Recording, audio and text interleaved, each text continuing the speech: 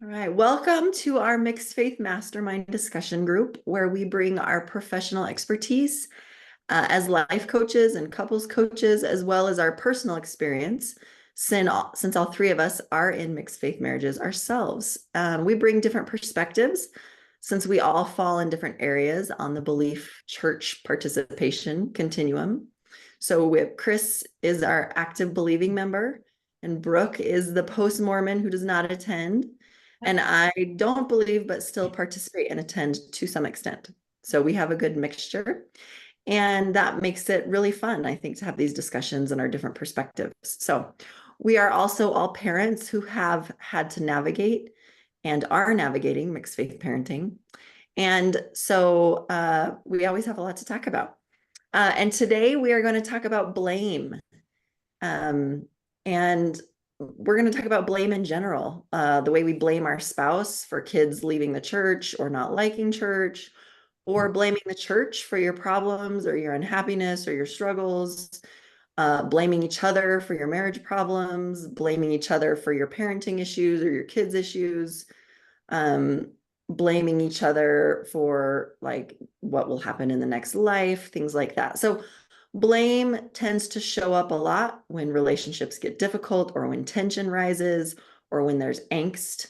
So it makes sense. It's no wonder that blame will show up a lot in mixed faith marriages, because mixed faith marriages and mixed faith parenting and all of it is really hard. So it is no wonder that blame rears its ugly head. So we want to talk all about blame today, and I'm excited to hear what you ladies have to say. So we usually like to kind of just start with the personal. We try to be open and transparent about our own experiences in mixed faith marriages. So I wanted to hear from both of you, and I'll share also about your own experience either being blamed in your marriage, in the mixed faith marriage, or blaming your spouse or whatever, or whoever, but just kind of your own personal experiences with blame. And we are all human. So we're gonna share our own struggles in this area, our own experiences. So whoever wants to jump in. Well, I'm a professional blamer, so maybe I'll go first. So when my husband first left the church, I was devastated. And I remember I had a lot of different thoughts. Like, this wasn't my choice. This just kind of landed in my lap. It just happened to me. I had no say in this. I had no control over this. And from all these different perspectives, I just felt like a huge victim, that this had all happened to me. And every time we have a victim, we got to have a villain. And I totally felt like a victim, and he was completely the villain. So that I had so much blame. And it, the, I blamed him for everything. So it was like, oh, because I kind of had like these perspectacles of my blame perspectacles is what I like to think of them as. That, so if there was a financial problem, and I would think, well, we wouldn't be in this situation if he hadn't left the church, or if we were doing this or that, or, I bet our kids wouldn't be having this issue if he hadn't done that. And in the beginning, I had so much blame.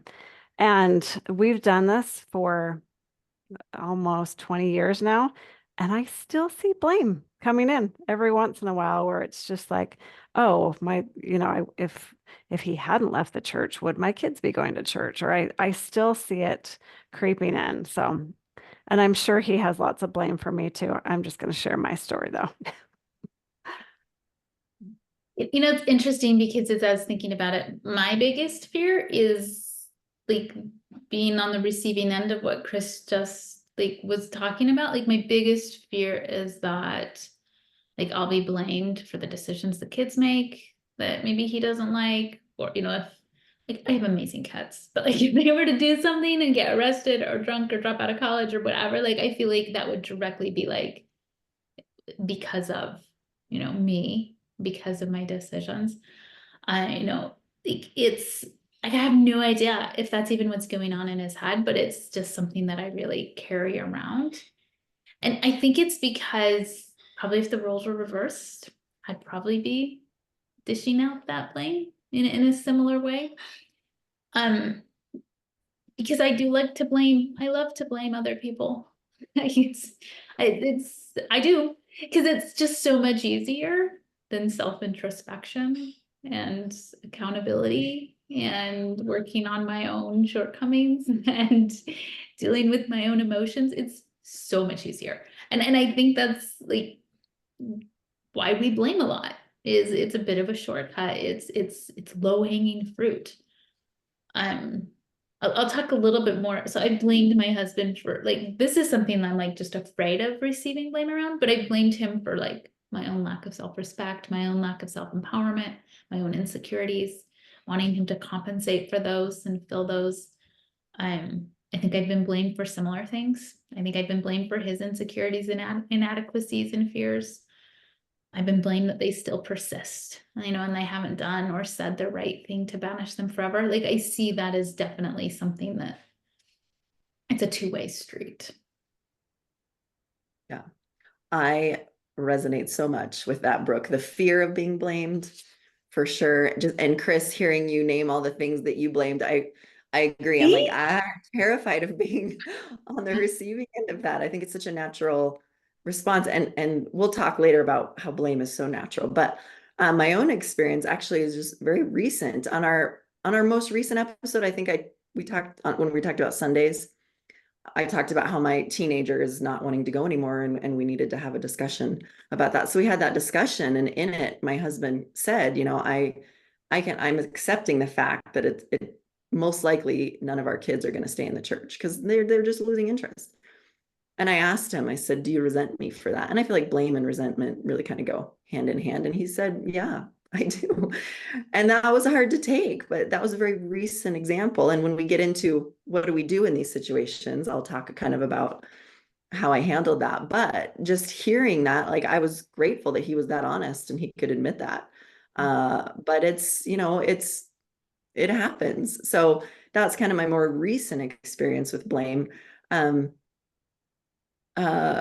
But I feel like a lot of my own thing going on is fear of being blamed, just like you said, Brooke. Like, if my kids do something, then of course, like I'm, you know, I imagine that grandparents will blame me and family will blame me and my husband will blame me. I don't know if that's true or not, but I do make that up about people, is it's going to kind of, I'll be the target of that when my kids, if my kids do something. So yeah, I kind of have a lot of fear of being blamed. Yeah, even though I think I could handle it, there's still a fear there. So that's what I deal with. I feel like I just scared everyone. Sorry. I'm just being honest though. But it's so true and raw and real. And that's what I want. Like, we all get it. Like, we all get it. I'm sitting here thinking about it because I think what I'm afraid of isn't so much the blame, but like my defensiveness to the blame, like the feelings that I have to then deal with if I feel like that blame, you know, like the shame around my defensiveness, or the emotional experience is what it is. Like, because like what Suzette said is spot on. Like, be able to handle it. But it's like sort of the anticipation of the feeling and of having to work through me being inadequate yet again. It's fascinating to just watch our humanness. Yeah. And Chris, the reason it resonates so much what you said is because I do the same thing, just with other things. Let me just own, I blame my husband all the time for video game stuff. Like, he's going to be the reason my kids are not going to succeed in life. It's because he introduced them video games and they never got off their butts. And like, you know, that's totally like, I resonate because I do the exact same thing, just over different things, you know, like, it's just so human. And I do also slip into blaming the church. I blame the church easily. Like, I can slip into that. So the reason your story just was so powerful, Chris, is because we all do it. I do it just in different ways. So I get it. It makes sense to me. So, well, let's get into talking about why it is that we do this thing called blame. Why do we blame? why is this such a human tendency? Just what are your thoughts about why this is such a common thing that we all do? Well, I think I'm reading what is it? The Body Keeps Score, which is a fantastic book on trauma. And there was a quote in there that I thought was perfect for this. It said, blaming is a universal trait that helps people feel good when they feel bad. So of course we're going to do that because we want to feel good and we want to have our brains are always looking to solve problems. And when there's a problem, we want to figure out why is this happening? And it certainly isn't my fault, so it's got to be your fault. So I think there's so much humanness. And, like Suzette, how you were just saying, if it isn't with this, we're going to have a different thing to blame. And then there was also a quote that I love by Brene Brown, and she said, blame is simply the discharging of discomfort and pain. It has an inverse relationship with accountability. Like Brooke was just saying, blaming is a way that we discharge anger. And none of us are very good at handling our emotions. We don't know what to do with our emotions. And so some of these emotions feel terrible, and so we blame. We're just trying to get rid of that yucky emotion. I think the tricky thing here is that when we do that, blame keeps us stuck. And I think one of the concepts that I love so much with coaching that has helped me tremendously is this concept of clean pain and dirty pain. That when we are struggling with something, there's the kind of pain where when we're blaming, it's just like, you did this shouldn't be happening to me, you ruined our family, I deserve better than this. We have all these different thoughts going through our heads as we're thinking about this. And when we're doing that, when we're blaming other people, it's kind of like a hamster wheel where we just keep spinning and spinning and spinning and we never go anywhere. It's just blame isn't productive. And sorry, I'm probably going off on a tangent on this, but I'm passionate about this. Can you tell? Because I often see myself in dirty pain where it's just like I'm stuck here. And the opposite of dirty pain is clean pain. That's where it's like, you know what, this is hard. This is something I didn't expect. This is something that I never imagined our family was going to look like this. And I need to work through this, and I can be there to support myself, and I can support my husband as well. But that clean pain, it's like where we can move forward, where we can progress. It gets us from point A to point B. So it can keep us, our pain can make us bitter or better. And blame is one of those things that makes us bitter. It's also like normal. And I think that's what we keep like going to. Like it's not that we don't ever want to blame.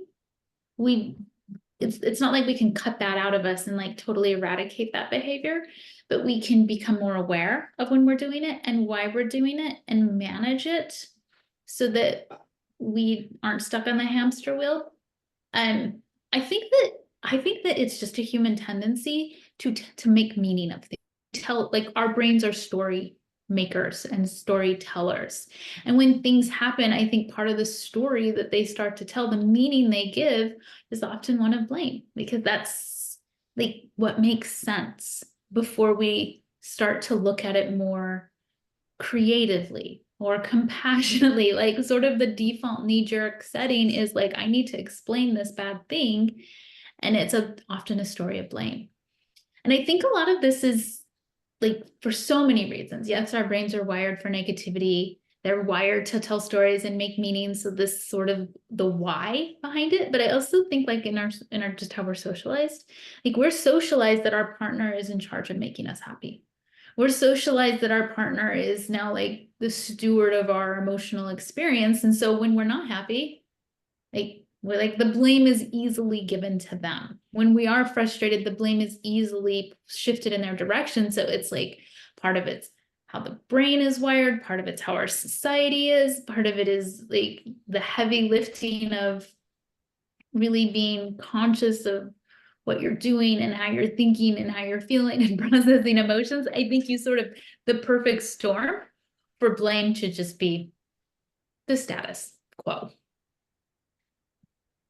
Absolutely. I don't think I need to add anything to that. I think you guys covered it all. I'll give you the examples that came to my mind. Is it, to me, it feels like it's like a game of hot potato, like something's hot and you just like pass it on. Like you can't hold on to it. And it is like a way to discharge. It's a way to stabilize ourselves too.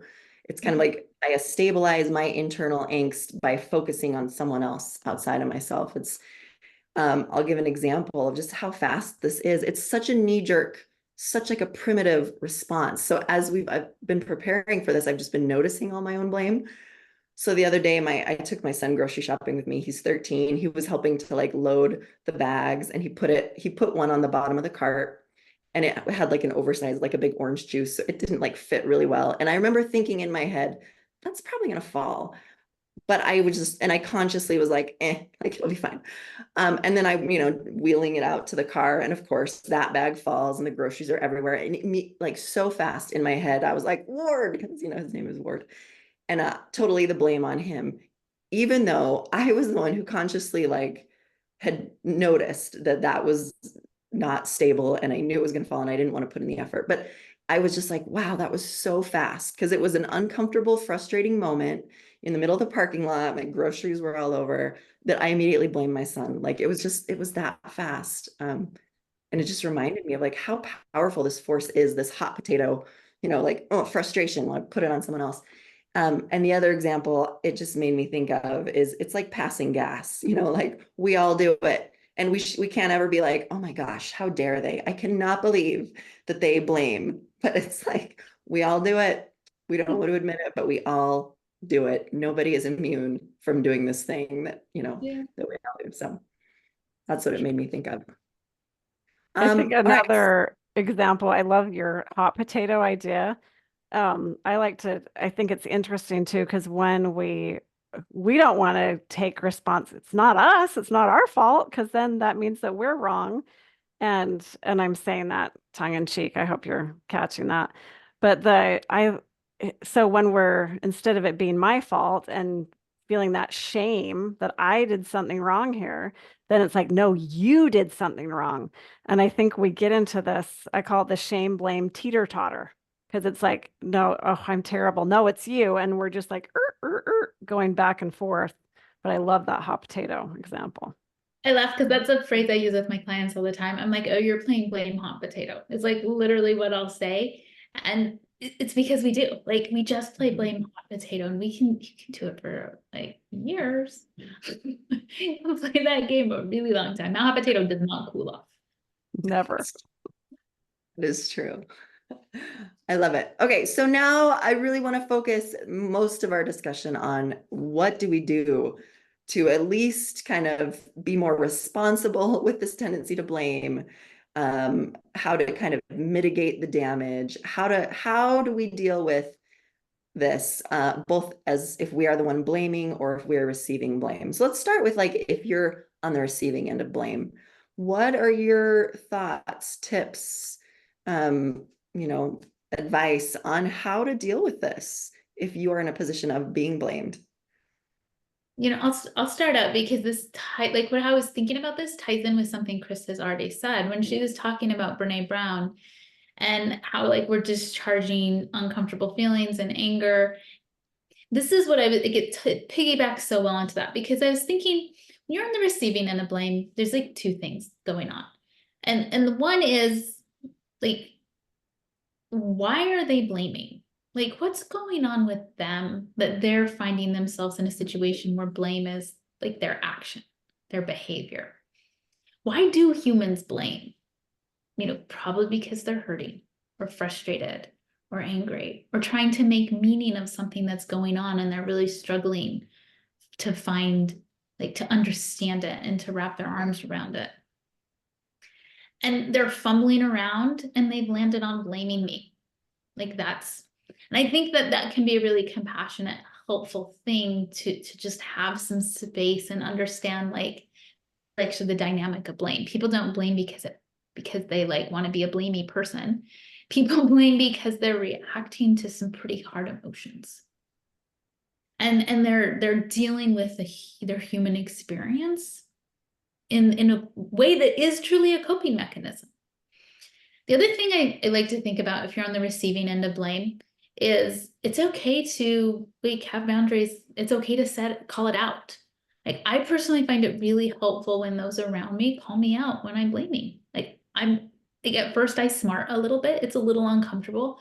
But then if I reflect on it, they're usually right. Like I am blaming. And it's not fair of me to always be doing that because I blame so automatically. And so when you call somebody out, and I'm not saying in a mean way or to like play that blame hot potato game, but to just acknowledge like, I feel that you're blaming me for your discomfort or the kids' choices or my mom's reaction or your mom's reaction or something. And I just don't agree that I'm to blame for that. It could just be that simple. And it can be just a healthy boundary you set with yourself so that you're not always just the receiving end of blame.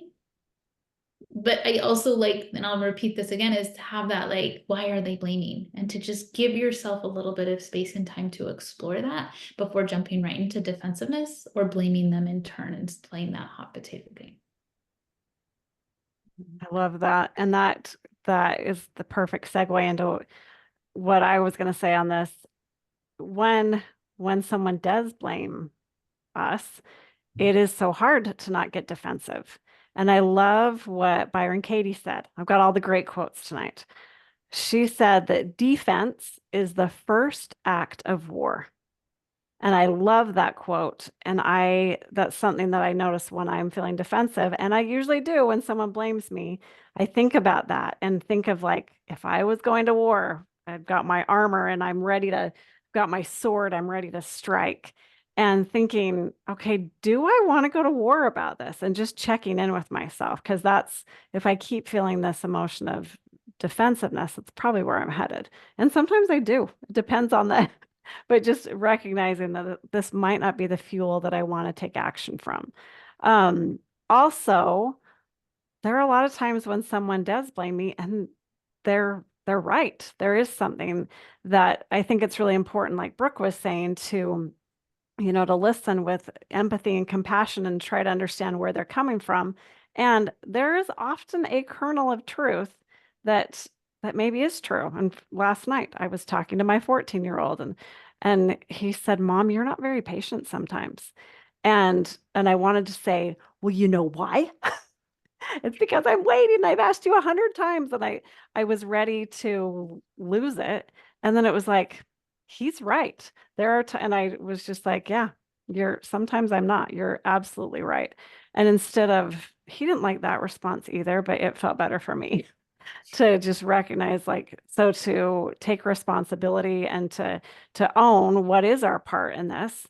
And I think the other thing that can be helpful, instead of when someone blames us, sometimes we feel responsible. And I like to think of it as being responsive instead of being responsible. That when someone says, "Hey, you did this is hurting me," I want to be able to listen with empathy and curiosity and try to understand. And maybe I don't agree. And maybe I don't, maybe like Brooke was saying, maybe I do need a boundary or something with that. But being responsive and listening and trying to see it from their perspective. And if I do have a role in it, to own it, because I'm certainly not perfect. And a lot of times I do have a role in it. I love all of that. I love all of that. And Brooke, the way you described, like, it made me feel compassion in that moment, like towards anyone blaming, because it is just that, like, remembering that they're doing that because they have something that they need to discharge. Then it just like makes my heart feel open. So I'll tell you what helped me in that moment when my husband told me that he does blame me that our kids don't like church. And I think if this had happened a few years ago, when I was less of a healthy person, when I didn't have as good of boundaries, I would have gone into like a fawning, people-pleasing response. I would have changed everything I did and gone right back into church and been like, because I can't handle you thinking that about me. And I would have stuffed my own beliefs down. Like that's totally, I wouldn't have not have been able to handle that. But luckily, I'm in a much healthier place. And so what I remembered, like in that moment, I didn't even feel any anger or like unfairness. Like, I can't believe he's putting all that blame on me. It's not all my fault. Doesn't he understand that there's a lot of other reasons why my kids don't want to go to church?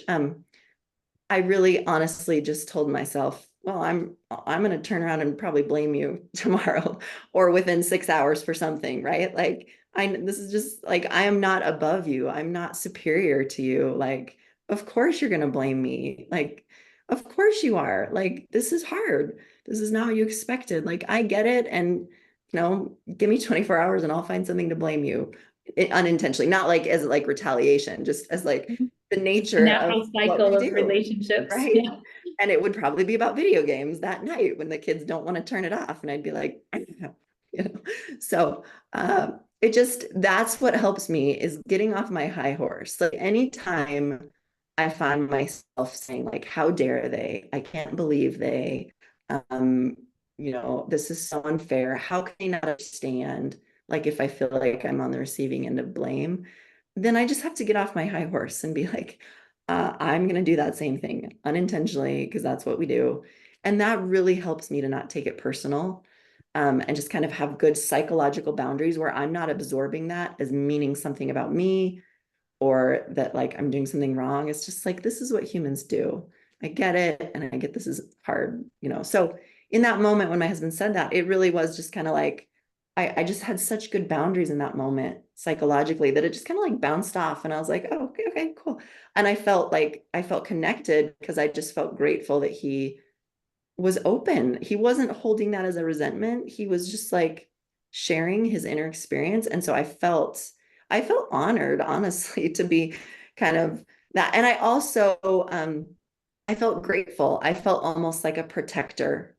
And this makes me emotional because I would rather have the blame on me as an adult who can handle it, who has done the healing work to have better boundaries. I would rather take the blame than my kids who are vulnerable and who would be hurt if their father blamed them or if their grandparents blamed them. Like that's been something from the very beginning of my faith journey is I will be the barrier. Like I will take it all because I don't want my kids who are weaker and not as skilled yet. And I hope they will build that, but they're not there yet. They're vulnerable. I would rather. So that's another thing that helps me when I feel that blame or I anticipate people blaming me, I also almost feel kind of like heroic in a way. Like, yeah, it's because I can handle it and I can deal with it in a healthy way and it's not going to kill me. And I can, by doing that, I'm helping the more vulnerable people around me until they're ready to kind of hold their own, if that makes sense. So those are just two things that have helped me deal with blame, feeling blamed or anticipating the blame. Yeah, but let's keep going, keep giving more thoughts round and round until you run out of them. I'm thinking more about this idea of like, what are some ways to deal with being on the receiving end of blame? It's because when you're on the receiving end of blame, often you end up then blaming, right? Like, and so this is probably going a little bit into where you want to go with this, but like a lot of times when I'm feeling I'm on the receiving end of blame, my response is to then blame in turn. So it's that cycle is now engaged. And when I start to engage in that cycle and now I'm like feeling blame, so then I start blaming. I want to talk about that piece because this is something I see with clients a lot. I see personally a lot, but I see with clients a lot. And so it sort of answers both like, how do you deal with being on the receiving end of blame and how do you deal with like your own tendency to blame? Like they're closely connected, I think a lot of times. So I'll give you some examples of some things I've seen with clients. So one example is like, I hear this one a lot, like she won't have sex with me or he. I've heard that from both the genders. And sometimes that can be the response if you feel like first blame is sort of here and then like it's a chicken and egg thing. Like who knows where the blame really started? Probably it's impossible to do, but a lot of times then the blame then gets turned around. And I think one thing to stop that cycle, there are several ways you could probably stop it, but one thing that is helpful to stop that cycle is to then start looking at like taking accountability. I think of accountability and blame as sort of like oil and water. Starting to take accountability. So like if she's never having sex for me, like what's your contribution to like creating emotional distance or your own emotional immaturity to be able to handle that type of closeness? Or maybe there's a complete absence or just a lack of safety in the marriage. Like I think sometimes blame is used as a weapon when there are other things that we're not willing to look at. There are other things that maybe we're not even aware of because we're too busy blaming, that we don't pause and peel back the curtain and get a little bit curious and look at like, what are the other contributing factors here? It makes me think of when you do like a root cause analysis at work. This is one of my favorite, I don't know, I just like root cause analysis because I think that's what we do as coaches is we do root cause analysis for our clients. And we'll be like, okay, if we just keep addressing the symptoms, that's only so beneficial. Let's see if we can't get to the root. And a lot of times of getting to the root is you just have to keep going, like the why, the why, the why. Even in like a root cause analysis of 5 whys, it's a really typical approach. If you've got like, an incident at work, I think it's a very common approach that you can use in your own incidents in your marriage or in your life is like, okay, if this is what's being blamed, what else, like what are the things around this? How am I complicit in this? What are the contributing factors? Like with the sex things, a lot of times it is like a lack of emotional maturity or a lack of safety or emotional distance. And then like, why is that? And then why is that? And then why is that? My point is, I think blame can actually be a really great opportunity and a really rich exploration for other probably more important, like I hate to use that term because I think they're all important, but maybe more causal issues going on in the relationship. I think blame often tends to be more of a symptom. And then it's a way to start digging in and understanding what's going on under here. Is it that there's just no emotional connection? Is it that there isn't a lot of safety? Like what is it? And that can be like layers and layers to work through, but it's always possible once you start just getting curious and digging in. And so I like to see blame as something that's often sort of the doorway into that. It's a really good way to think about it, and kind of pique your curiosity about what's really great. Mm-hmm. I was just going to say the other thing, and that kind of goes along with what you were saying, Suzette, that when I notice other people blaming me, just saying, oh, you know what? They're blaming me just like I blame them sometimes. And having that empathy, the empathy piece, I think can be helpful. Absolutely. Another thought that's been important to me is letting people have the chance to work with their own stuff that's coming up. So while my husband was blaming me, if I don't, like, I also recognize that he has also attributed a lot of the good in our children to me.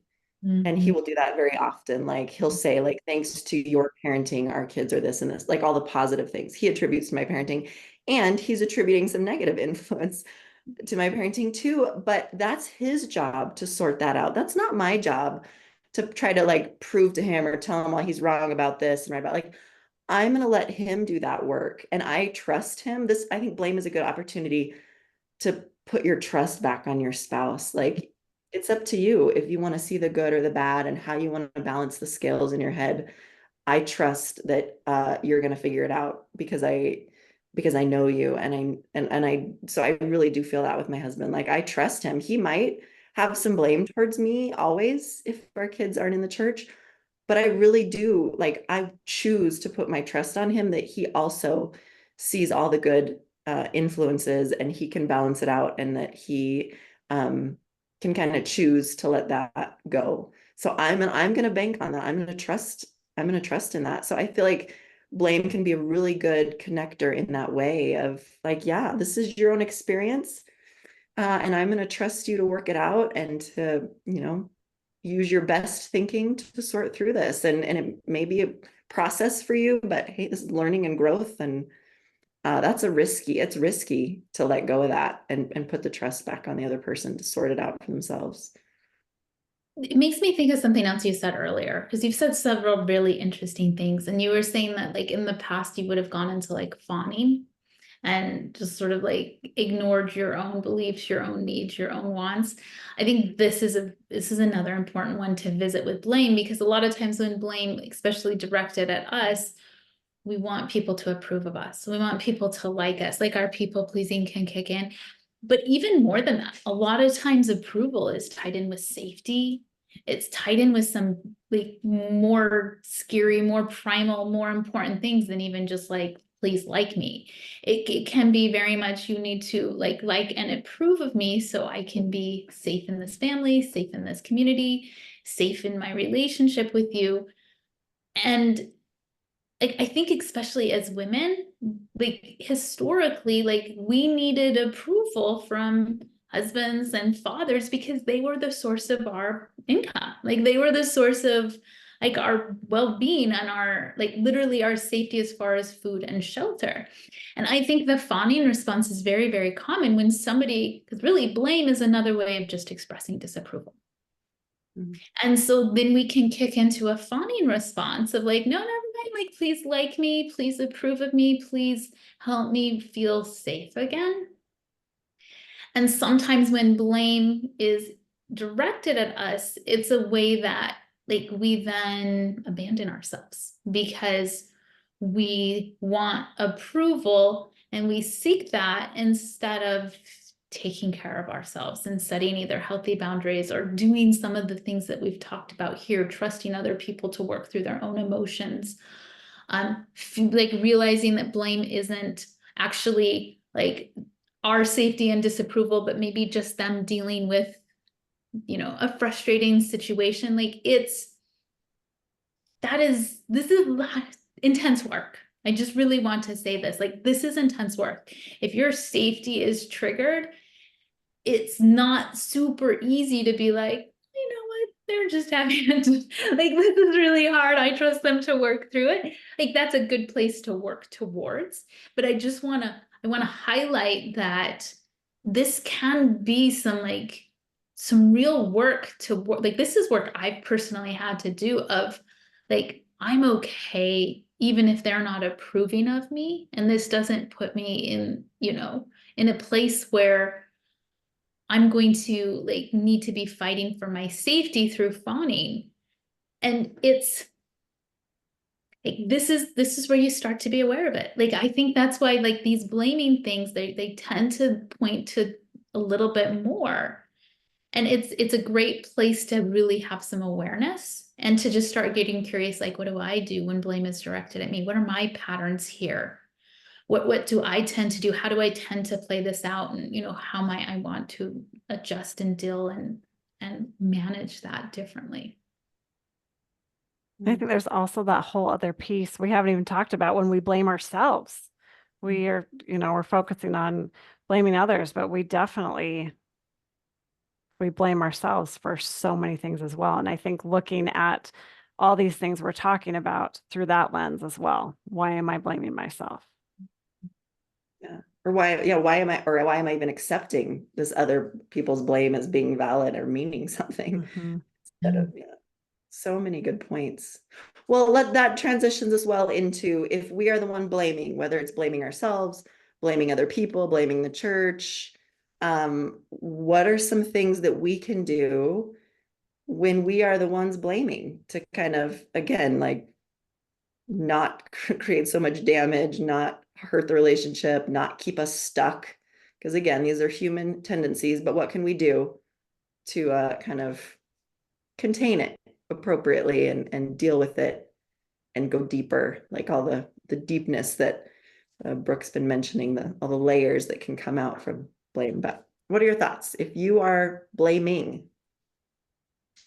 I think it's one of the most important things we can do is recognizing that we're blaming because we don't like how we're feeling. We're trying to solve this problem, letting ourselves feel the emotions that we have. So if we're angry or if we're resentful or if we're grieving or whatever that emotion is, to let ourselves work through that, that it's okay to not feel okay. And the only way to get through a feeling is to go through it. If we keep blaming, and blaming is just a form of reacting to an emotion. So if we can allow that emotion, then we don't need to blame, and we're still going to blame as humans.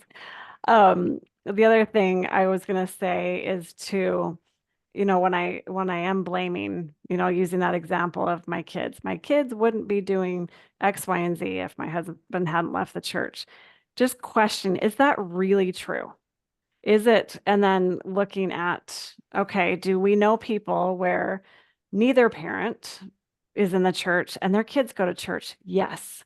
Are there situations where you have two parents that are on the same page, both going to church and their kids don't go? Absolutely. So just kind of questioning those thoughts, I think, is so important. And to, like really look around with that. And is this, I think for me too, and I think I said this earlier, when I am blaming, I never like my result. I end up stuck in that dirty pain and I really don't get anywhere. So recognizing, okay, this is so human. Yep, there I am blaming again. Do I want to keep doing this? Maybe, or if not, I can move forward and try to look for a solution or just to feel that emotion so I don't have to pass the hot potato. Yeah, I think a Smash lot of, it. yeah, you're funny. I think it's similar, like how we deal with like receiving blame can be similar to how we deal with our own tendency to blame. Like, why are we blaming? Like getting curious about that. And it's similar to what Chris is talking about. Like, what am I trying to make meaning of? What am I feeling that's causing this blame? Can I take care of that feeling? Do I need to process and work through this feeling? Like giving yourself like the emotional attention you need. And then the other one is like, call yourself out, like get really honest with yourself. Why are you wanting to shift this onto somebody else? Like what's going on there? And this is introspection, like being honest with yourself. It's so much easier just to be mad at somebody else and to dump, the emotional like problems on them. But I think it's a good skills to start to develop, becoming aware of what you're getting triggered, processing those emotions, getting really honest with yourself about, why are you dumping it on them, how you can do it differently if you want to, because I don't think that there's like a right way here. It's just like, if it's not giving you the results you like, what might you be able to do differently? It's like, I want to say this, it's like this type of introspection and slowing things down enough to start inserting these conversations in your own brain. It's not easy. Like I say this all the time, like this is happening quickly. Like somebody says something, we either start fawning or freezing or fighting or something, like before we a lot of times even realize what's happening, because the response is so quick. And to be able to slow this down and start to insert these kinds of questions and these kinds of self-reflection and awareness, like be really patient with yourself. What I'll tell clients is I'm like, look, you're not going to notice this until after the fact. And then you'll start to notice it like kind of at the tail end of the incident. And then maybe like a few more weeks later, you might catch yourself sort of in the middle. And then like more time goes on and more awareness and more practice, you'll sort of catch it like maybe towards the beginning. But like we're talking a fair amount of time before you head this off, before it really happens. And that's okay. Like let it fully play out and you play the full blame hot potato game and then you are aware of what you just did. That's still really good work.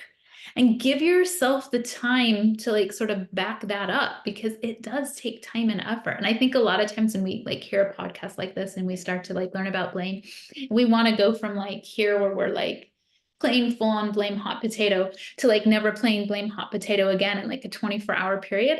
And that's just not going to happen. Right? And give yourself like 6 months to like start to just move that so that you catch yourself playing it earlier and earlier and earlier in the process. And even then, you're still going to play out the full cycle now and again. You're just going to do it less. I love that. I had a mentor who used to talk about like set the blame down. And I think in the hot potato game reference, like once you get to the point where you're aware that you're doing blame, like make a choice to set it down. It doesn't mean that it's not going to happen in your head, right? These are thoughts that just bubble up. Like, we don't have control over those things sometimes, but we can choose to continue with it and keep thinking about it and ruminating and add more reasons why we should be blaming this person. Or we can just consciously be like, I don't even want to play hot potato. Like, why, we can choose to not play this game and just put the potato down and just put the blame down. Like, I'm not going to engage with it. And that's what helps me, like my own tendency to slip into blaming the church is I have to be like, I don't want to play the blame game.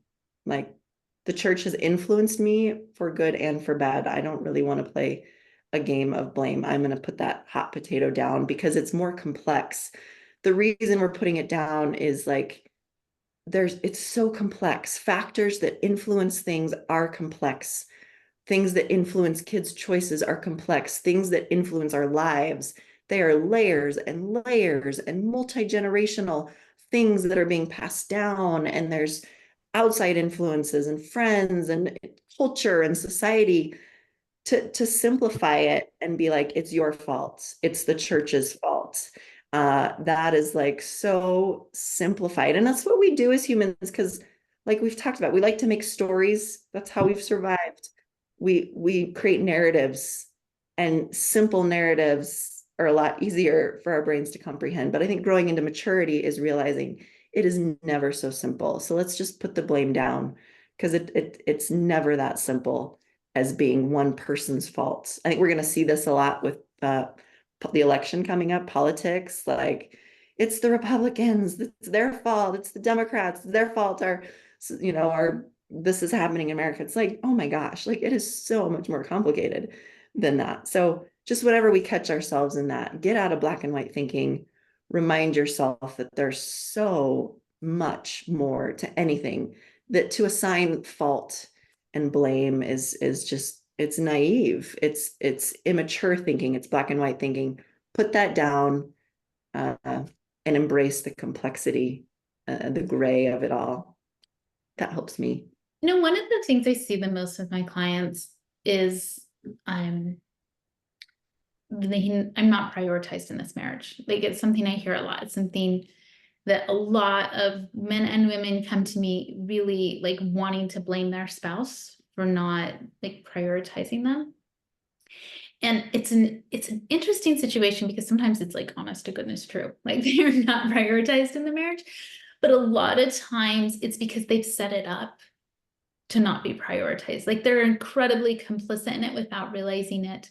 They insist that they come last. This is women especially, they've been taught that they should come last. They've been taught that their needs aren't as important. And then they teach their family to do that to them, that they reinforce that. And so their husbands and their children are just treating them the way they've been taught to treat them and treating them the way that they've been treating themselves. And it's like, this is where blame gets really tricky because they're teaching everybody that they should come last, and they're complicit in that, like, oh no, let's take care of you. Like women do this so much, is they want to be prioritized, but their socialization and the way that they present to their family is to be put last. And that's a tricky situation. Like it's a tricky situation. It's tricky because there is complicitness, like they're reinforcing this. And I think it hurts a lot because like they don't really want to be last. Like nobody does. But then they kind of do, because they're uncomfortable if they're not last. And like this is part of, I think, the complication that you're alluding to with blame, is that it's not so simple as like a husband who's a workaholic and spending hours. Like it's not that simple. like there's so many more layers to it. Like maybe he is working a lot, or maybe he is like taking her for granted, but then is she also like setting that up as normal and okay for years and years in the marriage, and very uncomfortable when she is like put anywhere but last. Like this is part, I think, of the complication that we deal with blame. It's never really a black and white, and like this is, if we just solve this one problem, everything is going to be straightened out and solved forever. But a lot of times these issues of blame are like, several things need to be unpacked and ironed out for it to finally like work a little bit better. And like how you were saying it, it made me think of that. Like it can be multi-generational, it can be societal, it can be socialization of genders, it can be like all of these factors going on, creating just the perfect storm in a relationship. I love that. I'll just give an example because I do tend to blame my husband for video games, but then I have to look at my own complicity. What's the word for that? My own complacence, well, whatever, you know what I mean. In that is that I never said no, and I did not set limits, and I encouraged it, and I buy my kids video games, and I give them Xbox gift cards for Christmas. I have to be like, I'm totally complicit in this.